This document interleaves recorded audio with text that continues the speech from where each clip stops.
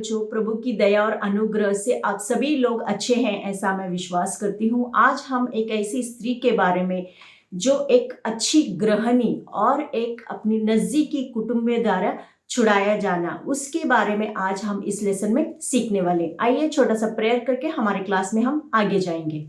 प्रमाण पवित्र परमेश्वर, तेरे नाम की स्तुति करते हुए तेरा धन्यवाद देते हैं परमेश्वर, फिर से एक बार दिया हुआ इस मौका के लिए। प्रभु तेरा वचन सीखने के लिए तू बच्चों को तो कृपा और दया उंडेल प्रभु, सिखाने के लिए भी मैं अपने आप को तेरे हाथों में सौंपते हुए परमेश्वर, प्रभु हर एक वचन के द्वारा हमारा जीवन परिवर्तन होने के लिए और हमारे जीवन में अनुकरण करने के लिए तू हमें कृपा और दया कर। सारा महिमा गौरव तुझे देते हुए यीशु के नाम से मांगते पिता, आमीन। Lesson number 14, Ruth. तो बाइबल भाग में से रूथ का किताब 1 अध्याय से लेके 4 अध्याय तक, the book of Ruth chapter 1 to 4 chapter, इन सारे अध्यायों को आप अच्छी तरह से पढ़ने से आपको ये लेसन समझ में आएगा। आइए इस लेसन का आधारित मेमोरी वर्स हम देखेंगे। 2 करंती 11 अध्याय का 2 और 3 वचन। क्योंकि मैं तुम्हारे विषय में ईश्वरीय धुन लगाए रहता हूँ, इसलिए कि मैंने एक ही पुरुष से तुम्हारी बात लगाई है, तुम्हें पवित्र कुंवारी के समान मसीह को सौंप दूं। परंतु मैं डरता हूं कि जैसे सांप ने अपनी चतुराई से हवा को बहकाया, वैसे ही तुम्हारे मन उस सीधाई और पवित्रता से जो मसीह के साथ होनी चाहिए, कहीं भ्रष्ट न किया जाए। इस लेसन का मुख्य उद्देश्य कुछ 3 पॉइंट्स है। तो सबसे पहला है कि जो लोग कठिन और विपरीत परिस्थिति में परमेश्वर की ओर देखते हैं, उन लोगों को परमेश्वर कभी भी लज्जित और फज्जित होने नहीं देता। और नेक्स्ट नंबर 2 है कि कोई भी लोग मतलब परमेश्वर के परिवार में शामिल होने के लिए कोई भी भाषा, कुल, जात या धर्म या राष्ट्र, ऐसे कोई भी व्यक्तियों को परमेश्वर स्वीकार कर सकते हैं या उसके परिवार में वो शामिल हो सकता है। और नेक्स्ट नंबर 3 है कि यीशु मसीह ये कौन है? दूल्हा है और कलीसिया ये दुल्हन है। तो मतलब बोआज को मतलब प्रभु यीशु मसीह का ये एक प्रतीक है, प्रतिबिंब के समान, और रूथ ये कलीसिया का एक प्रतिबिंब के समान। आज हम इस लेसन के बारे में हम और भी डिटेल से सीखने वाले हैं। तो बाइबल में के 66 बुक में से रूथ का एक किताब है। तो ये रूथ का जो किताब है उसके लेखक कौन है बोलने से वो शमूएल भविष्यद्वक्ता है। तो उन्होंने ये रूथ का किताब लिखा है। और जब ये रूथ कौन से समय में रहती थी बोलने से वो न्यायियों के समय, जब इप्ता गिदोन रहा करता था, उन दिनों में वो रूथ रहा करती थी।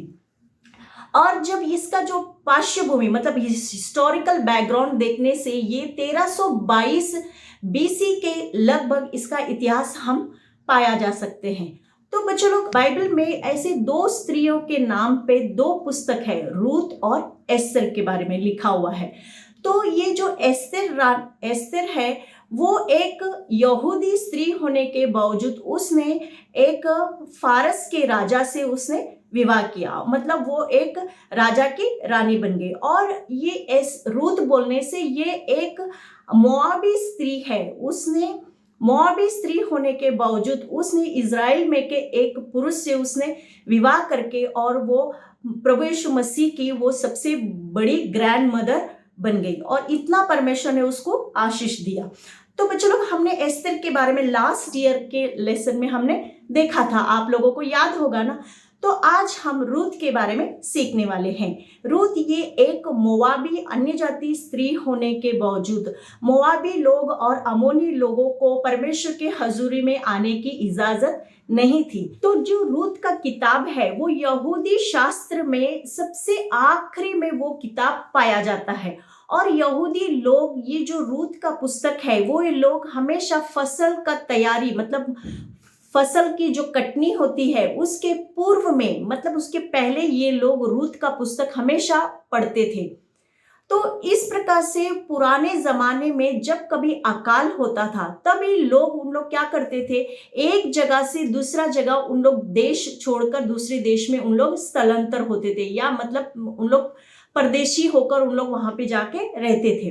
तो इस जिस प्रकार से अब्राहम याकूब भी जाकर वो दूसरे देश में जाकर वो बसा, तो उसी मुताबिक से जब इजराइल देश में जब अकाल गिरा, तब बहुत अकाल के कारण इजराइल के ये जो लोग हैं उन लोग भी मोआब देश में जाकर उन लोग बसे। तो वही बात हम मैप में हम देखेंगे। तो बच्चों लोग, ये जो देश है ये कौन सा है? यरूशलेम और ये यहूदा प्रांत, ये पूरा देश है। तो इसे है ना बेतलेहम भी कहते हैं, मतलब ये परमेश्वर का रोटी का घर। उस जमाने में उसे जब याकूब और अब्राहम रहा करता था उसे एप्रात भी कहा करते थे। और ये जो देश है इसके बहुत सारे इंपॉर्टेंस है, मतलब बहुत महत्वपूर्ण ये स्थान है इजरायली लोगों के लिए, क्योंकि ये परमेश्वर का घर है और यहाँ पे ही प्रभु यीशु मसीह का जन्म हुआ और दाऊद राजा भी इसी बेतलेहम यरूशलेम शहर से ही वो है, और सारा इजराइल का इतिहास इसी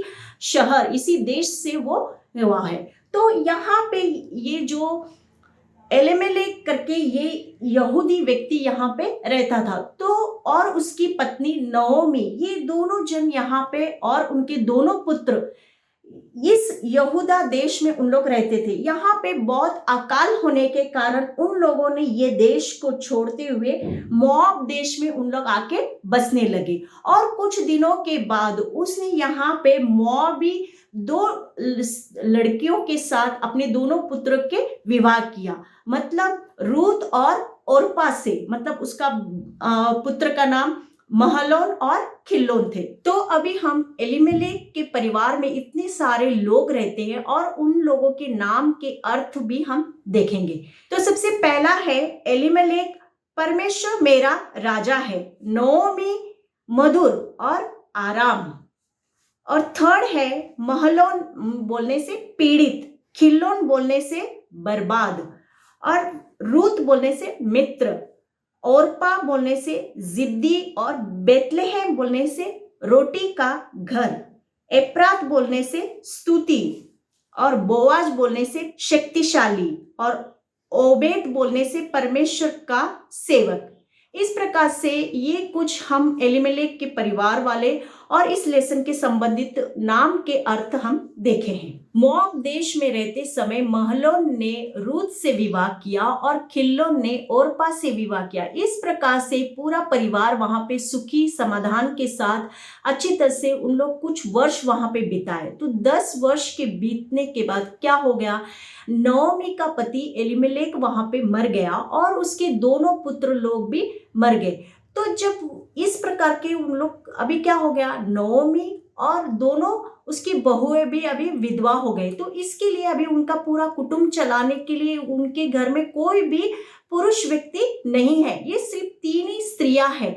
तो इसके लिए उन लोग बहुत ही दुखी और एकांत, मतलब अकेले ही पड़ गए। तो जब नओमी को पता चला कि यहूदी देश में परमेश्वर ने अपने लोगों की फिर से सुधि ली और वहां पे भोजन वस्तु वहां पे मिलने लगे, तो इस प्रकार का समाचार पाते ही नओमी ने क्या निर्णय लिया कि मैं वापस से अपनी देश, मतलब यहूदा देश बेतलेहम में वापस मैं जाऊंगी। तो इसके लिए अपने दोनों बहुओं को साथ में लिया और वो मार्ग पर निकल पड़ी।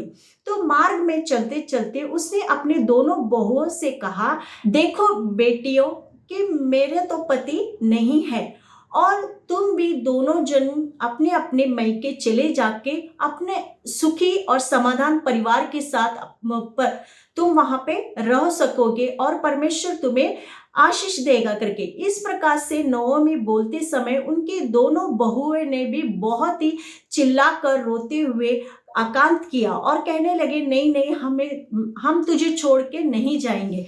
इस प्रकार बोलते समय भी नओमी ने उसको समझाया कि देखो कि तुम मेरे कोख में और भी बच्चे नहीं है कि वे जन्मेंगे और वे तुरंत बड़े हो जाएंगे और तब वो शहाने होने के बाद तब तुम्हारे साथ वो विवाह करेंगे, तब तक तुम रुके नहीं रहोगे। इसके लिए अच्छा है कि तुम अपने अपने मैके चले जाओ और वहां पे ब्याह करके तुम एक सुखी परिवार बिता सको। इस प्रकार से बोलते समय तब ओरपा ने अपनी सास नओमी को उसने चूमा और उसने अपना मार्ग लिया। लेकिन रूत ने वैसा नहीं किया। रूत ने एक पक्का निर्णय था। उसको 10 वर्ष के बीतने पे, 10 वर्ष उसने किसके साथ बिताया था? नओमी के साथ बिताया था। अपनी माँ का घर, एक अन्य जाति, एक मूर्ति पूजा करने वाली स्त्री होने के बावजूद भी जब उसने नओमी के घर आ गई, तभी उसको एक सास का प्यार और उस कुटुंब का प्यार और परमेश्वर के बारे में उसको एक अच्छी जानकारी मिली। नओमी ने वहां पे परमेश्वर के विषय में, इज़राइल के परमेश्वर के विषय में उसको बताया था। इसके लिए रूत ने नओमी से कहा कि तू मुझे बार बार विनती न कर कि तू त्याग कर और लौट कर फिर से जा करके। इस प्रकार से वो रूत ने कहा और अपना अंतिम निर्णय वहां पे नओमी को कह सुना। उसने कहा, जिधर तू जाएगी उधर मैं भी जाऊंगी, जहां तू टिके वहां मैं भी टिकूंगी। तेरे लोग वो मेरे लोग होंगे और तेरा परमेश्वर वो मेरा परमेश्वर होगा। जहां तू मरेगी वहां मैं भी मरूंगी और वही मुझे मिट्टी दी जाएगी। यह मृत्यु को छोड़ और किसी ही कारणवश मैं तुझसे अलग न होंगी। इस प्रकार से रूत ने अपना आखिरी निर्णय बोलते समय तब नओमी को पता चला कि ये कौन से भी कारणवश से वो मुझसे अलग नहीं होना चाहती। तो इसके लिए नओमी ने कहा कि ठीक है, तू अब मेरे साथ आना चाहती है, तो इसके लिए हम दोनों अंतिम निर्णय लेकर उन लोग दोनों ने यहूदा देश का मार्ग उन्होंने लिया और वे लोग चलते चलते, सफर करते करते उन लोग यहूदा देश में बेथेल नगर में पहुंचे। जब उन लोग बेथेल नगर में पहुंचे तो बच्चों लोग यहाँ पे आप लोग एक बात ध्यान देना कि यहूदी लोग मोआबी लोग, मतलब अन्य जाति लोगों को बहुत ही घृणा करते हैं, उन लोग के साथ कभी भी जमा नहीं। लेकिन रूत तो एक मोआबी स्त्री होने के बावजूद भी नओमी ने रूत को भी अपने साथ लेके जाने का निर्णय किया। तो वहां पे जाने के बाद उसको कौन सी समस्या का सामना करना पड़ेगा उसका उसने कुछ फिक्र नहीं किया, लेकिन फिर भी उसने रूत को अपने साथ लेके वो बेथेल नगर में पहुंचते ही तब उसके जो अड़ोस पड़ोस के लोग हैं वे सारे नगर के लोग इकट्ठा हो गया और उधर एक हलचल मच गई कि उन लोग आपस में बोलने लगे कि ये कौन है करके। तब नओमी ने अपना परिचय देते हुए उसको सब बातें बताने लगी। तब सारे नगर के लोगों ने कहने लगे, आपस में उन लोग चर्चा करने लगी, क्या ये वही नओमी है क्या? ऐसे करके बोलते समय तब नओमी कहती है कि मुझे नओमी या मधुर मत कहो, मुझे मारा कहो, बिट्टर कहो, क्योंकि परमेश्वर ने मुझे बहुत ही, सर्वशक्तिमान परमेश्वर ने मुझे बहुत ही दुख दिया। मैं भरी हाथ गई थी लेकिन अभी मैं छूछी हाथ वापस लौट आई। मतलब बच्चे लोग यहाँ पे वो नओमी जाते समय किसके के साथ गई थी? अपने पति एलीमेलेक और दोनों बच्चों के साथ वो मोआब देश में गई थी। लेकिन अभी वो लौट के आते समय, वो बेथेल दिन यहूदी देश में आते समय तब उसका पति नहीं है और दोनों बच्चे भी नहीं है।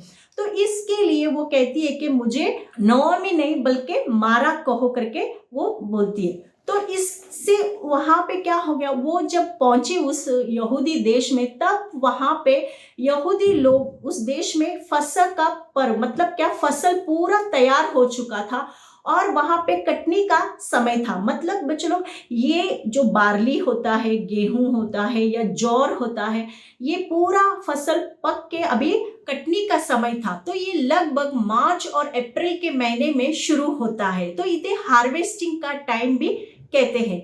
तो नओमी का जो पति एलीमेलेक के घर का नजदीकी रिश्तेदार बोआज है, वो बहुत ही धनी व्यक्ति है, मतलब धनवान व्यक्ति है, रिच मैन है। तो ये किसका पुत्र है बोलने से, ये सलोमोन और राहाब वेश्या का वो पुत्र है। तो बच्चों लोग, आप लोगों को याद होगा ना, जब इजरायली लोग कनान देश का भेद हेरने के लिए जाते समय तब उन लोग यरीहो शहर में गए थे।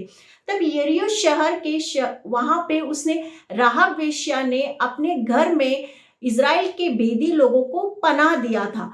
तब उस समय में जब इजरायली लोग युद्ध करते हुए कनान देश को जीतने के लिए आए, तब उस समय में तो परमेश्वर ने ही राहाब वेश्या के कुटुंब की सुधि ली और उसे बचाया।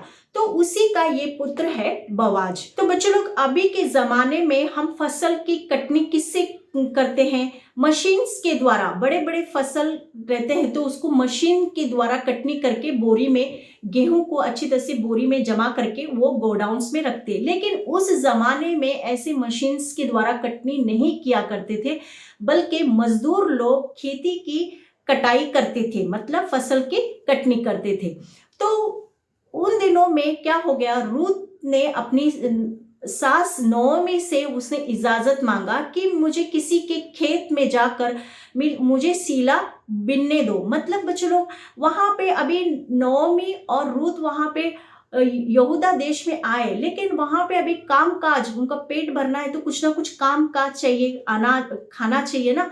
तो वहां पे नौकरी या काम धंधा ऐसी कुछ नहीं रहता था। तो इसके लिए सारे लोग क्या करते थे, खेती ही करते। तो इसके लिए, और फसल का पूरा तैयारी हो गया, कटनी का समय हो गया, तो इसके लिए अभी रूथ क्या है, एक परदेशी है, वो एक मोआबी स्त्री है। तो इसके लिए अभी नोमी तो बहुत ही बुजुर्ग हो गई, बूढ़ी हो गई, वो काम कर नहीं सकती। इसके लिए रूथ ने क्या निर्णय लिया कि मैं किसी के खेत में जाकर मैं सीला बिन कर मैं लेकर आती हूँ और उसी से कुछ पका के हम खा के अपना गुजारा चलाएंगे।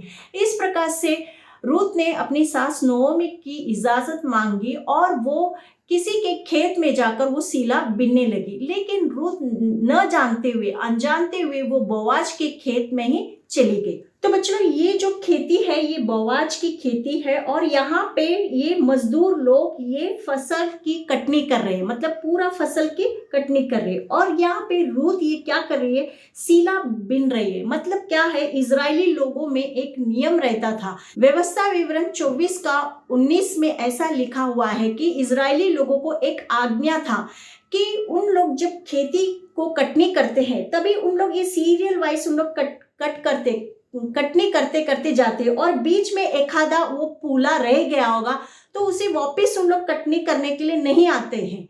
तो वो किसके लिए छोड़ देते हैं, वो लोग गरीब, विधवा और अनाथों के लिए छोड़ देना करके। और ये जो गिरे हुए सीले हैं उसको बटोरना नहीं, दानों को बटोरना नहीं करके परमेश्वर ने सख्त आज्ञा दिया। क्योंकि ये कौन, किसके लिए है, ये जो गरीब लोग, विधवा है, परदेशी है, ऐसे लोगों को वो छोड़ दिया करना और बाकी का जो फसल है वो पूरा कटनी, धान्य कटनी करके इकट्ठा करना। ये इजरायली लोगों को एक आज्ञा था। उस खेत का मालिक बोआज ने अपने सारे खेत में काम करने वाले जो मजदूर है उनके ऊपर का एक मुखिया, मतलब लवने वालों को पास में बुलाकर उससे पूछता है ये किसकी कन्या है करके।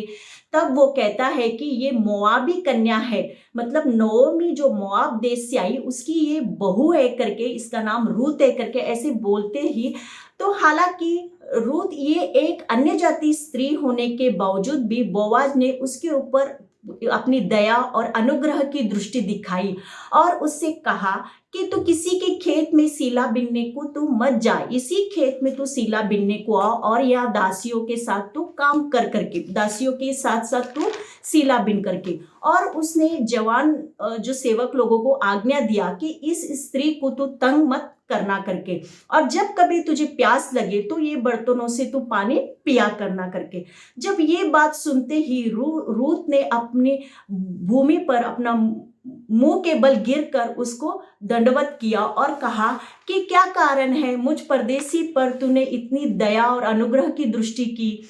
तो इस प्रकार वो बोलते समय तब बोआज कहता है कि मैं तेरे बारे में सुना कि किस प्रकार से तूने व्यवहार किया अपनी सास के साथ और एक परदेशी होकर, मतलब अपना जन्मभूमि, अपने माता पिता के घर को छोड़कर एक अनजान लोगों के बीच में तू आके यहाँ पे रही। इसके लिए इज़राइल का परमेश्वर तुझे ही इसका प्रतिफल देगा। जिस प्रकार से तूने इज़राइल के परमेश्वर यहोवा के पंख के नीचे तू आई, तो मतलब बच्चे लोग, जिस प्रकार से एक मुर्गी अपना पंख फैलाए हुए सारे बच्चों को अपने पंख के नीचे इकट्ठा करती है ताकि वो उकाब पक्षी से उसकी रक्षा करे, तो उसी प्रकार से यहोवा परमेश्वर ही तुझे इसका सारा प्रतिफल देगा। क्योंकि तू किसके पास आई, इजरायली लोगों के पास आई, मतलब यहोवा परमेश्वर के शरण आई, इसके लिए तुझे सारा प्रतिफल देगा करके बोआज कहता है।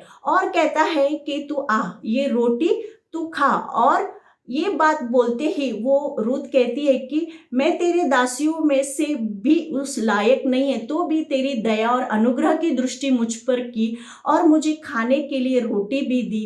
इसी प्रकार बोलते समय और भी उसके सेवक लोगों ने उन्हें भुना हुआ जो ज्वार जो है या बाजरी गेहूं का जो भुना हुआ, जिस प्रकार से मक्का को हम भूनने के बाद उसके पॉपकॉर्न्स होते हैं ना, वो फूलते हैं, उसे पॉपकॉर्न्स कहते हैं। तो उसी मुताबिक से ये जौ के भुने हुए कुछ लाए भी उसको खाने के लिए दिए। वो खा के तृप्त होके उसने कुछ बचा के रखे और फिर से वो खेत में सीला बिनने लगी। और फिर बोआज ने अपने सारे सेवक लोगों को आज्ञा दिया, जब तुम फसल की कटनी करते समय बीच बीच में ज्यादा पूला तुम छोड़ा करना और एक मुट्ठ भर जो धान्य है उसे तुम वहां पे नीचे गिरा गिरा दिया करना, ताकि रूत उसे बिन सके और वो इकट्ठा कर सके। इस प्रकार से उसने सेवक लोगों को भी आज्ञा दिया था। तो उस दिन रूत ने सारे सीला बिनने के बाद उसने इसे एक पूला करके बांधा।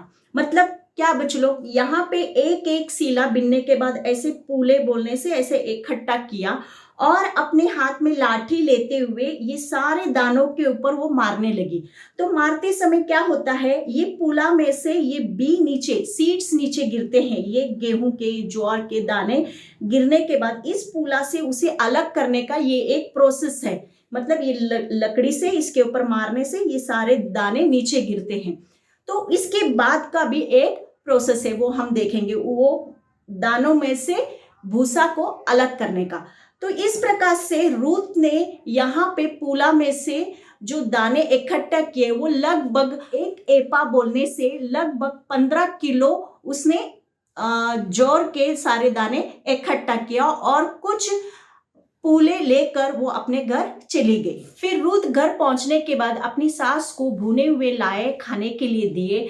तब उसकी सास ने पूछा कि आज तू कहाँ सीला बिनने के लिए गई थी, किसके खेत में सीला बिनने को गई थी। तब रूत कहती है कि आज मैं जिसके खेत में सीला बिनने को गई थी उसका नाम, उस खेत का मालिक का नाम बोआज है करके।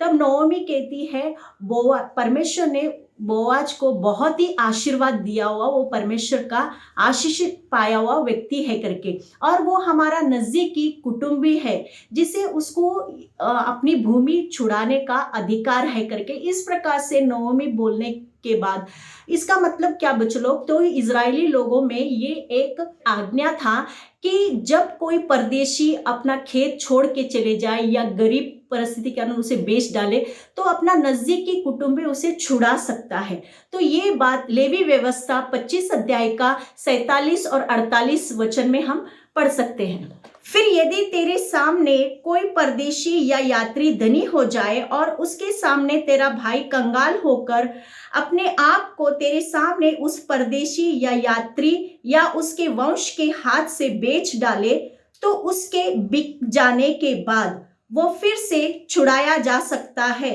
उसके भाइयों में से कोई भी उसको छुड़ा सकता है, उसके भाइयों में से उसको कोई भी छुड़ा सकता है। मतलब इजरायली लोगों को ये आज्ञा था कि अपने भाई के कई कारणवश, मतलब एलीमेलेक का भी क्या हो गया, वो देश छोड़ के चले गया ना, तो उसका भूमि वहां पे वैसे ही पड़ा रहा, लेकिन उसकी वो भी मर गया और उसके दोनों भी बच्चे मर गए। तो ये उस भूमि को छुड़ाना है, उसका वंश, उसका नाम वहां पे फिर से चलाना है, तो इसके लिए उसका नजदीकी कोई कुटुंबी रिश्तेदार उसको खरीदना पड़ेगा। ये उन दिनों में इजरायली लोगों को ये एक आज्ञा था। तो इसके लिए वहां पे नोएमी कहती है कि बोआज को अपना भूमि, नजदीक की भाई का भूमि छुड़ाने का अधिकार उसको है। ये बात रूत को समझाने के बाद तब रूत को समझ में आया और वो कहती है कि मुझे कहा कि बोआज ने कहा कि जब तक फसल पूरी कटनी ना हो जाए तब तक इसी खेत में तो सीला बिनने को आया करना करके। इस प्रकार से वहां पे वो नोएमी को वो बताती है। तब नोमी कहती है ये तो बहुत ही अच्छी बात है बेटी करके, और बहुत ही वो आनंदित हुई क्योंकि वो अपने ही रिश्तेदार के खेत में वो जाकर वो सीला बिनने गई। इसके लिए नोमी बहुत ही आनंदित हुई। तो थोड़े दिनों के बाद नोमी अपनी बहू रूथ के बारे में वो सोचने लगी कि उसको अभी एक आराम की आवश्यकता है। आराम बोलने से आराम का स्थान, तो इसे यहूदी शब्द में मेनुहा कहते हैं। मेनुहा बोलने से इंग्लिश में उसे हाउस या घर भी कहते हैं, मतलब जिधर बाल बच्चे और माता पिता के साथ एक हंसी खुशी खेलता हुआ परिवार, आराम, जिधर रूथ को आराम मिले, ऐसे एक परिवार को उन लोग क्या कहते हैं, मतलब एक फैमिली को उन लोग मेनुहा कहते हैं। तो इस प्रकार से नोमी अभी अपनी बहू के बारे में सोच रही है कि उसको एक आराम का स्थान चाहिए। अभी खलियान में क्या चल रहा है कि वो पटकने का समय है, तो इसके लिए नोमी कहती है रूथ से कि तो आज रात को बोआज जरूर खलियान में खेत में आएगा, तो इसके लिए तू वहां पे नहा धो के अच्छे वस्त्र डाल के तू आज रात को वहां पे जा शाम को। तो जब बोआज खा पी चुका होगा, जहां लेटेगा तू वहां पे जाके उसके पैरों के पास तू लेटी रहना, इस और जैसा बोआज कहेगा तुझसे वैसे तू करना। इस प्रकार से नोमी ने अपनी बहू रूथ को कहा। तो उन दिनों में जो खेत में कटनी किए हुए जो बाले के साथ जो अलग किया हुआ दाना है, जो रूथ ने लकड़ी से पटक पटक के हमने देखा वो प्रोसेस, उस प्रोसेस के बाद ये वाला प्रोसेस रहता है, इसको विनोइंग प्रोसेस कहते हैं। तो मतलब क्या है कि खलियान में जो दाने इकट्ठे हुए, दाने और भूसे दोनों रहते हैं, तो उनको अलग करने का प्रोसेस को ही विनोइंग प्रोसेस कहते हैं। तो सबसे पहला है कि क्या होता है कि उधर शाम के वक्त, मतलब 4 बजे से 7 बजे के वक्त भूमध्य सागर से, मतलब मेडिटेरियन सी से बहुत तेज हवा बहती है। तो ये तेज हवा बहने के कारण, तो यहाँ पे ये मनुष्य क्या किया है, सूप में, अपनी सूप में क्या है, दाने इकट्ठा हुआ है। तो ये दाने ऊपर से ऐसे नीचे गिराते समय, तो ये जो दाने बहुत हेवी रहते हैं, वजन रहते हैं, तो इसके लिए इसका ये दानों का ढेर होता है और भूसा ये हवा से उड़कर ये इकट्ठा यहाँ पे अलग जमा होता है।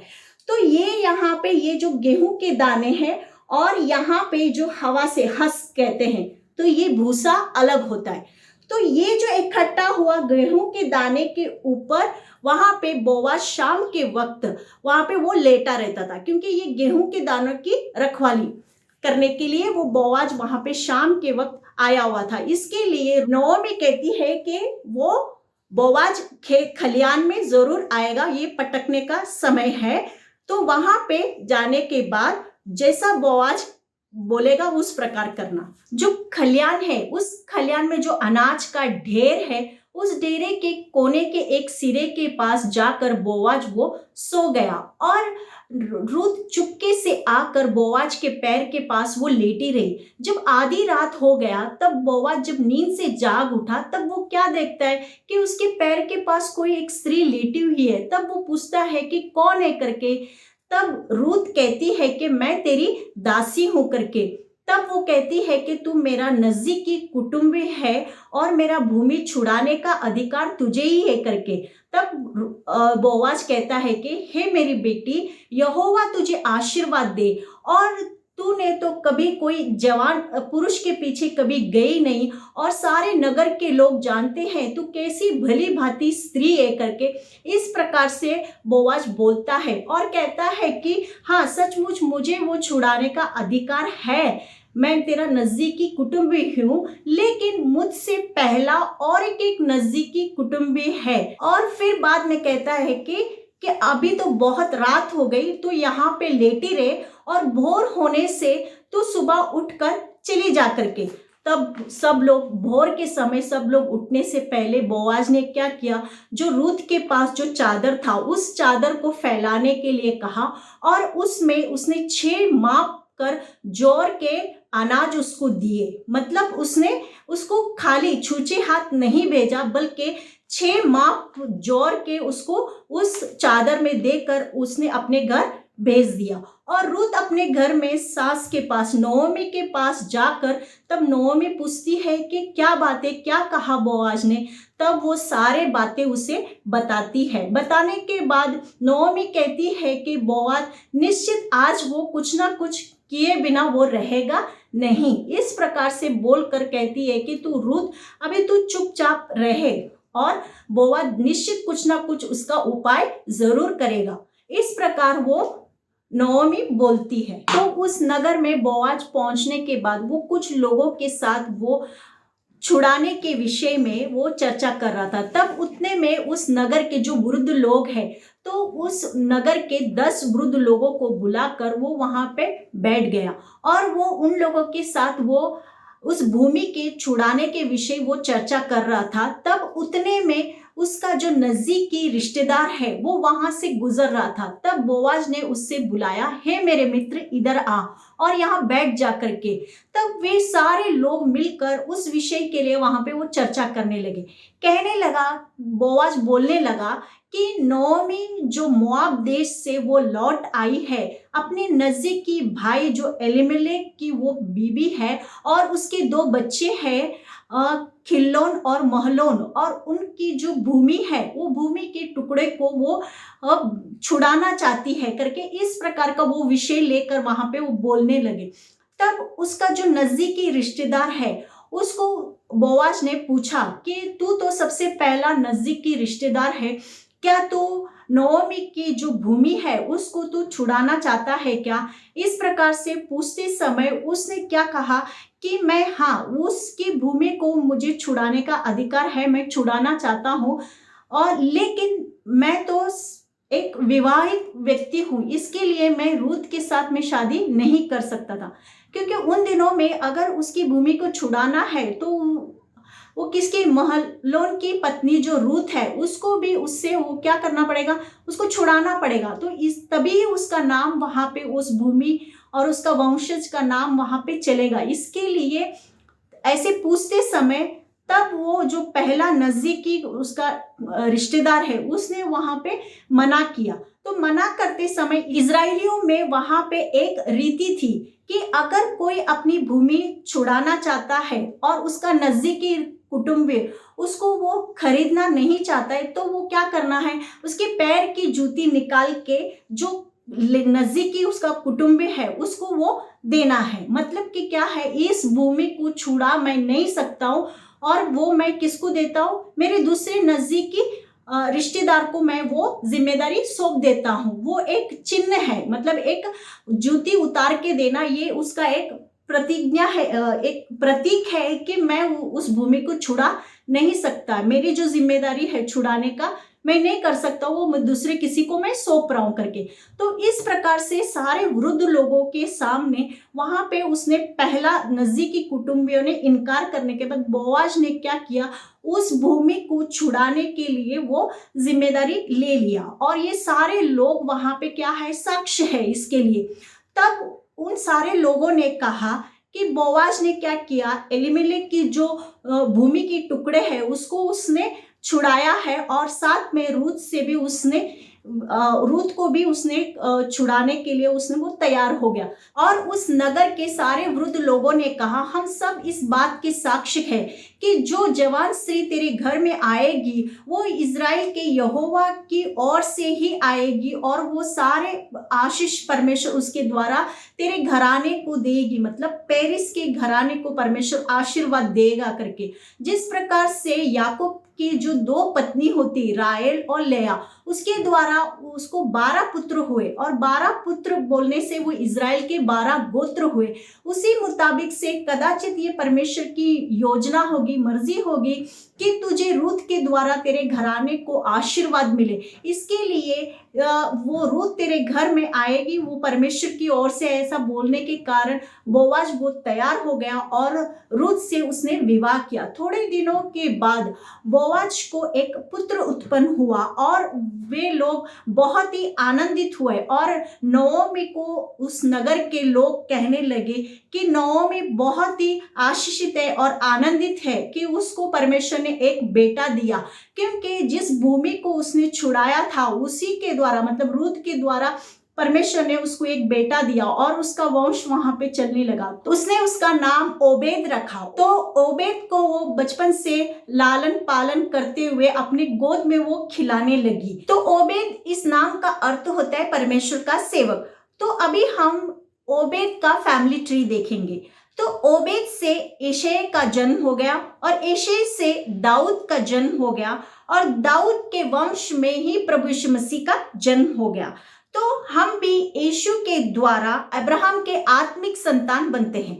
तो बच्चों लोग अभी हम देखेंगे कि रूत और बोआज और यीशु मसीह का जो ये प्रतिबिंब या सादृश्य है, सिमिलैरिटी है, उसके बारे में कुछ पॉइंट्स देखेंगे। तो सबसे पहला है, जैसा बोआज ने रूत को मूर्ति पूजा की जाति से उसे छुड़ाया, तो वैसे ही मसीह ने भी कलीसिया को मूर्ति पूजा के इस जाति से या संसार से उसको अलग किया, छुड़ाया है। तो सेकंड पॉइंट है, बोआज एक धनी व्यक्ति था, तो उसी मुताबिक से हमारे परमेश्वर के पास भी यह संसार और ऊपर और नीचे की दुनिया है। और थर्ड पॉइंट है, पहला कुटुंब रूत को छुड़ाने में असफल रहा, तो इस तरह से पुराना नियम मानव जाति को और उसकी पाप से छुड़ाने में असफल रहा। मतलब जो पहला कुटुंब है वो फेल हो गया, तो उसी मुताबिक से तो पुराना नियम भी मानव जाति को और उसके पाप से छुड़ाने में वो असफल रहा। फोर्थ पॉइंट है, जैसा बोआज ने जो दूसरा छुड़ाने वाला था रूत के लिए किया, वैसा ही मसीह ने भी उसे पूरा किया जो व्यवस्था नहीं कर सका।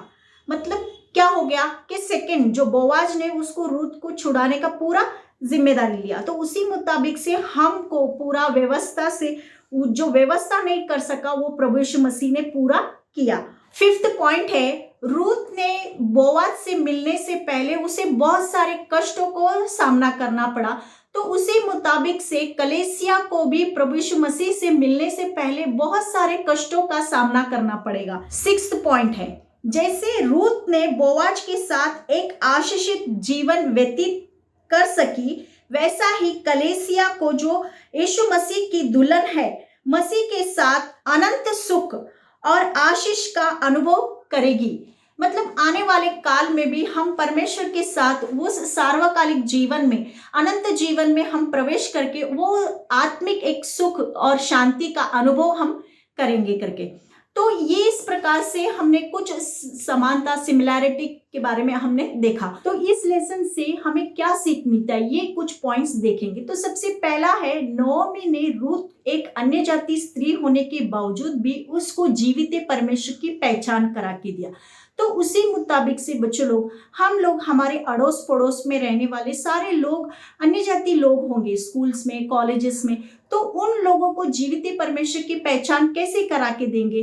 तो हमारे बातचीत के द्वारा नहीं, हमारे बोलने के द्वारा नहीं, बल्कि हमारे कृति के द्वारा, हमारे प्यार करने के द्वारा, और हर एक बातों में हम प्रामाणिकपने से, मतलब सही रीति से हम हर एक जो काम है वो काम करते हुए, उनको प्यार करते हुए, नम्रता से रहते समय उन लोगों को जीवित परमेश्वर की पहचान होगी। तब वे जानेंगे कि ये लोगों का परमेश्वर जीवित है, इन लोग सच्चाई से चलते, खरेपन से चलते, तो उन लोग भी जीवित परमेश्वर को जान सकेंगे। तो नेक्स्ट नंबर 2 है, हमने देखा कि रूत बोआज के खेत में किस प्रकार से वो नम्रता से वो सीला बिनती रही, तो उसी मुताबिक से बोआज प्रभु यीशु मसीह को दिखाता है। तो बच्चों लोग, हमको भी छोटा मोटा काम परमेश्वर ने दिया है, तो हम परमेश्वर की दया और अनुग्रह से उसके खेत में हमें वो सीला बिनने के लिए एक मौका मिला, तो हम वहां पे पूरे नम्रता से हम वो काम वफादारी के साथ करना है। हम ना कि एक शब्द ही ना बोलते हुए, जब बोआज ने कहा तो हर एक बातों में रूत का नम्रता दिखाई दिया, तो उसी मुताबिक से हम हर एक काम चुपचाप और प्रभु की योजना के अनुसार हम नम्रता से करने से प्रभु की दया और अनुग्रह की दृष्टि हम पे होगी। तो इसके लिए वो रूत ने क्या कहा, मैं तेरी दासी में से भी उस योग्य नहीं है, इतना रूत ने उसने अपने आप को नम्र किया। तो उसी मुताबिक से बच्चों लोग, हम लोग भी छोटा कुछ कर रहे तो हम घमंड नहीं करना, बल्कि और भी हम नम्र होते जाना। तो इससे क्या होगा, परमेश्वर की दया और अनुग्रह हम पे होगी। और नेक्स्ट नंबर 3 है, हमने देखा कि रूत को उसके नजदीकी पहला रिश्तेदार उसको छुड़ाने में वो असफल रहा, और उसका जो दूसरा है बोआज ने उसको रूत को छुड़ाया है। तो उसी मुताबिक से बच्चों लोग, ये जो पहला रिश्तेदार बोलने से ये एक आज्ञा है, विधि है, मतलब पुराना नियम शास्त्र है। तो बच्चों लोग, हमारे स्कूल्स में हम जब जाते हैं तभी हमको क्या रहता है, स्कूल्स की टीचर्स के स्कूल्स में एक रूल्स एंड रेगुलेशंस रहता है। तो उस टीचर के अनुसार हमें उसे करना पड़ता है।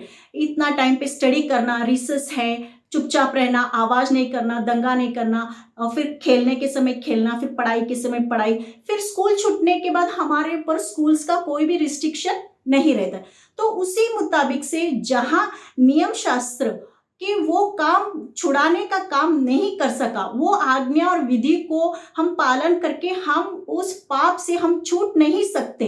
तो इसके लिए प्रभु यीशु मसीह ने इस संसार में आकर उस हमारे पापों को अपने ऊपर लिया, मतलब वो नियम शास्त्र को पूरा किया।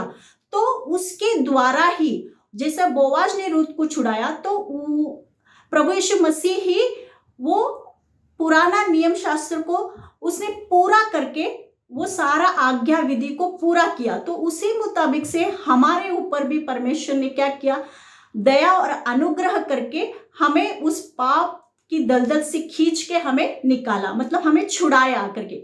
उसने क्रूस के ऊपर खून बहा के हमें छुड़ा के उस अनंत जीवन में प्रवेश करने के लिए, और उस सार्वकालिक जीवन में हमारा और मेरा और आपका भी प्रवेश होने के लिए परमेश्वर की ये एक योजना है। तो उसके ऊपर हम विश्वास करने से वो जो पहला व्यक्ति नहीं कर सका, वो दूसरा व्यक्ति प्रभु यीशु मसीह वो करने के लिए और सारे मतलब लोगों को छुड़ाने में वो सफल हो गया। मतलब आज्ञा विधि जो नहीं कर सका वो प्रभु यीशु मसीह ने पूरा किया। मैं आशा करती हूँ आप लोगों को ये लेसन समझ में आया। आइए छोटा सा प्रेयर करके हमारी क्लास को हम समाप्त करेंगे। प्रभु पवित्र परमेश्वर, तेरे नाम की स्तुति करते हुए तेरा धन्यवाद देते हैं परमेश्वर। प्रभु महान पवित्र परमेश्वर, रूत और बोआज के कई बातें तूने खोल के बताया परमेश्वर। कलेसिया और प्रभु यीशु मसीह के जो संबंध के बारे में तू सिखाया, इसके लिए तेरा धन्यवाद देते हैं परमेश्वर। जो व्यवस्था पूर्ण नहीं कर सका तूने किया परमेश्वर, इसके लिए तेरा धन्यवाद देते हुए परमेश्वर तेरे नाम की स्तुति करते हुए प्रभु महान तेरे प्यार में, तेरे डर में, तेरे विश्वास में आगे बढ़ने के लिए बच्चों को और मुझे तू कृपा तू दे प्रभु। रूत की जैसा परमेश्वर हमारा जीवन भी आशीर्वाद करके तू दे प्रभु। हालेलुया। तेरा धन्यवाद देते हुए आगे का सारा समय तेरे हाथों में सौंपते हुए यीशु के नाम से मांगते पिता, आमीन।